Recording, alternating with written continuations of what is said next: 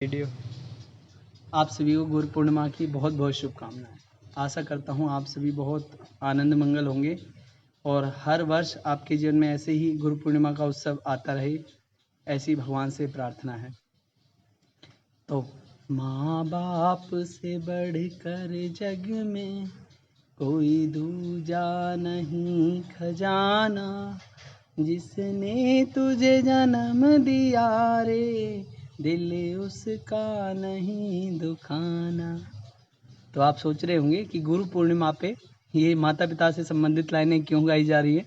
तो मैं आपको बता दूं कि गुरु पूर्णिमा का अर्थ क्या है। गुरु अर्थात ज्ञान देने वाला, आपको अंधकार से प्रकाश की ओर ले जाने वाला, और पूर्ण जो पूरा है, और माँ गुरु पूर्णिमा, तो हमारे माता पिता गुरु पूर्णिमा के, इसका अर्थ है माता पिता की सेवा, माता पिता की चरण वंदना, वही गुरु है। तो हमारी पूर्ण माँ कौन है?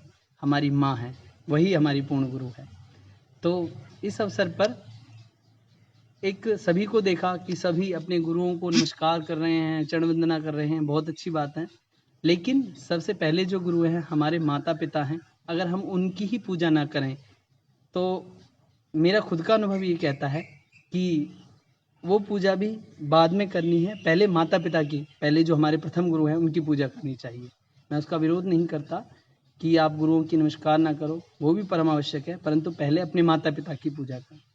तो इसी अवसर पर एक छोटी सी कहानी याद आई थी, तो मैंने सोचा आप लोगों सभी मित्रों के साथ शेयर करूं और आशा करता हूं कि आपको पसंद भी आएगी। तो प्रारंभ करते हैं। कहते हैं कुछ बहुत समय पहली बात है कि एक बहुत बड़े शहर के अंदर एक माता पिता रहा करते थे। उनका एक ही बेटा था और उसका विवाह हो चुका था। तो उसके घर में एक बेटा और एक बेटी थे। अब बेटा बेटी थे तो अपने माता पिता के साथ रहते थे वो भी। तो उनकी बेटी का विवाह हो गया तो उसकी माँ की लंबी बीमारी के कारण मृत्यु हो गई, तो एक पिता रह गया। तो बेटा एक दिन कहने लगा अपने पिता से कि पिताजी, आप पूरे दिन घर में रहते हो, आप ऐसा किया करो कि ना, यहाँ पे जैसे आपकी बहू है तो उसको यहाँ काम वगैरह करने में सिर पे पल्ला रखना पड़ता है आपको देखकर, तो उस चीज़ में बड़ी दिक्कत आती है उसको। तो इसलिए आप ऐसा करो, अपना जो गैरेज है उसमें शिफ्ट हो जाओ, वहाँ रह लिया करो आप दिन में, और खाना पीना खाते समय आ जाया करना खाने के टाइम पे। तो पिता सोचने लगा चलो ठीक है, कोई बात नहीं है।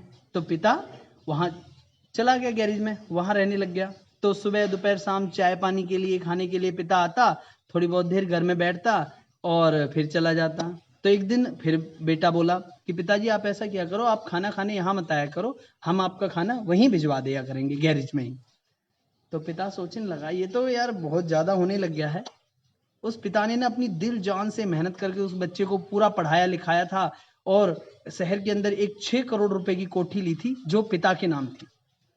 तो उसके पिता के माइंड में आया कि मैं जितना सहन करूंगा ना उतना ही ये मुझे दबाते जाएंगे। आज कहता है कि मेरी पत्नी को सिर पे पल्ला रखने में दिक्कत है, दूसरे दिन कहता है कि आप गैरेज में चले जाओ, तीसरे दिन कहता है कि आप खाना खाने मत आया करो, चौथे दिन कहता है आपको वहीं खाना दे देंगे।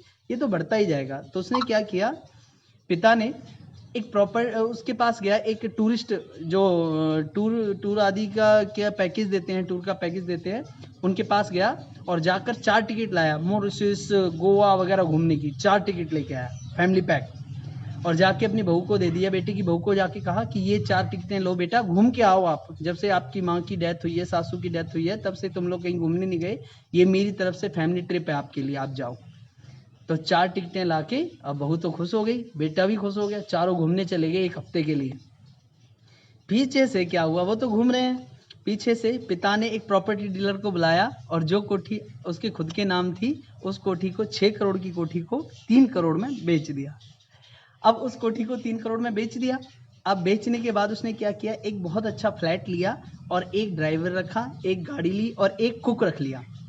अब 8 दिन के बाद बेटा आया और बेटे ने आकर देखा कि वहां तो कोठी के आगे, जो उसका खुद का मकान था, उसके आगे एक दरबान बैठा है डंडा लेके ऐसे।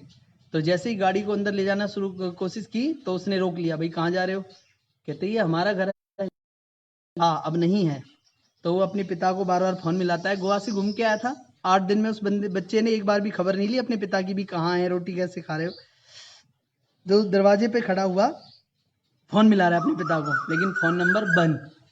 तो बहुत देर से फ़ोन मिलाता रहा, तो दरबान को दया आ गई। दरबान ने कहा, किसको फ़ोन मिला रहे हो? क्या पुराने मालिक को फ़ोन मिला रहे हो? तो उसने कहा हाँ। तो कहना उन्होंने अपना नंबर बदल लिया है, लेकिन उन्होंने कहा था कि यहाँ पर मेरा बेटा आएगा, अगर वो पूछे तो उसको ये नंबर। ड्राइवर ने दरवाज़ा खोला और पिता को देखकर बेटा हक्का बक्का रह गया। बोला, पिताजी ये क्या हुआ, हमारा घर कैसे कैसे? क्योंकि बेटा मुझे बड़ा दुख हुआ, मैं तुम्हारे ऊपर बोझ नहीं बनना चाहता। मैंने बहुत सोचा और फिर ये फैसला लिया कि तेरी पत्नी को मेरे सामने काम करने में दिक्कत आती है, मैं तुम्हारे ऊपर बोझ बनता हूँ, तो मैं खाना खाने कभी आता हूँ, कभी बहुत परेशानी होती है, तो इसलिए मैंने अपनी जो कमाई प्रॉपर्टी थी उसको बेच दिया है और मैंने तेरे लिए किराए पे फ्लैट लिया है, उसका 1 साल का किराया मैंने भर दिया है और उस किराए पे 1 साल में तुझे वहाँ रहना है, तेरा सारा सामान मैंने वहाँ पहुँचा दिया है, लेकिन मैं कभी नहीं चाहता कि मेरे कारण तुझे दुख मिले, तो इसलिए वहाँ पे तू रहना, तेरी पत्नी कैसे ही रहना, तेरे बच्चे कैसे ही रहें, तो इसलिए बेटा तुझे दुख नहीं दूंगा मैं, इसलिए मैंने तेरा घर छोड़ दिया और मेरी जो प्रॉपर्टी मैंने कमाई थी तो मैंने अपने लिए इंतजाम कर लिया है। तो इसलिए सभी माता पिताओं से निवेदन है कि कभी भी ज़्यादा सहन ना करें, क्योंकि जितना सहन करोगे आप उतना ही आपको दबाया जाएगा। इसलिए अपने अपने माता पिता की सेवा करें और उनकी आज्ञा का पालन करें, क्योंकि सेवा करोगे तो मेवा मिलेगी वरना नहीं। तो इसलिए आप सभी को गुरु पूर्णिमा की बहुत बहुत शुभकामनाएं। आशा करता हूँ आप अपने माता पिता के चरणों की वंदना करते रहें और उनकी सेवा करते रहें और आज्ञा में उनकी चलते रहें। जय श्री राम।